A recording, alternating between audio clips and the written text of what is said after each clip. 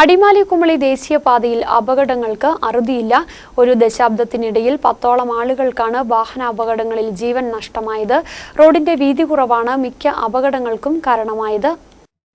Tourism മേഖലകളെ ബന്ധിപ്പിക്കുന്ന ദൈർഘ്യം കുറഞ്ഞ ദേശീയപാതയാണ് അടിമാലി കുമളി ദേശീയപാത. പശ്ചിമഘട്ട മലനിരകൾക്കിടയിലൂടെ കടന്നുപോകുന്ന റോഡ് ഉന്നത നിലവാരത്തിലാണ് നിർമ്മിച്ചിരിക്കുന്നതെങ്കിലും അപകടങ്ങൾ ഏറെയാണ്. മതിയായ വീതിയില്ലാത്തതാണ് അപകടങ്ങൾക്ക് പ്രധാന കാരണം. റോഡിന് ഇരുവശത്തും ഓടകളില്ലാത്തതും മറ്റൊരു കാരണമാണ്. കഴിഞ്ഞ ദിവസം KSRTC ബസും മിനി ലോറിയും കൂട്ടിയിടിച്ചുണ്ടായ അപകടമാണ് ഏറ്റവും ഒടുവിലുണ്ടായത്. റോഡരികിൽ പാർക്ക് ചെയ്തിരുന്ന പിക്കപ്പ് ജീപ്പിനെ മറികടക്കുന്നതിനിടയിൽ ബസിലേക്ക് ലോറി ഇടിച്ചു കയറുകയായിരുന്നു. റോഡിന്റെ വീതി കുറവാണ് ഈ അപകടത്തിന് കാരണമായത്.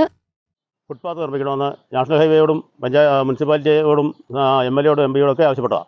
നാളെ വരെയുള്ള സംവിധാനം ഇതുവരെ ഉണ്ടായിട്ടില്ല. ആയിരക്കണക്കിന് കുട്ടികൾ പഠിക്കുന്നതാണ്. വെള്ളയാമ്പതി തന്നെ 3000-ഓളം കുട്ടികൾ പഠിക്കുന്നു. RSI സ്കൂളിലുണ്ട്, നിർമ്മൽ ജ്യോതി സ്കൂളുണ്ട്, മറ്റ് നിരവധി സ്കൂൾ ബസ്സുകൾ ഇതിലെ ഓടുന്നു. ഒരുപാട് വഴിയാത്രക്കാർ നടക്കുന്ന പ്രദേശമാണ്. പക്ഷേ നാളിതുവരെയായിട്ട് ഇതിൻ്റെ തീരുമാനം ഉണ്ടായിട്ടില്ല. ഈ അപകടങ്ങളെല്ലാം വരുത്തി വെച്ചിട്ടും അധികൃതരുടെ ഭാഗത്തുനിന്നുള്ള അനാസ്ഥയാണ് ഇതിനെല്ലാം കാരണമെന്നാണ് എനിക്ക് സൂചിപ്പിക്കാനുള്ളത്. അടിയന്തരമായി ഇതിനൊരു പരിഹാരമുണ്ടാകണം. ആവശ്യമായ റോഡിന് വീതി ഉണ്ടാകണം. അതുപോലെ തന്നെ രാവിലെയും വൈകുന്നേരവും ആവശ്യമായ പോലീസ് പട്രോളിങ്ങും ഈ സമയത്ത് ഉണ്ടാകണം എന്നാണ് സൂചിപ്പിക്കുന്നത്.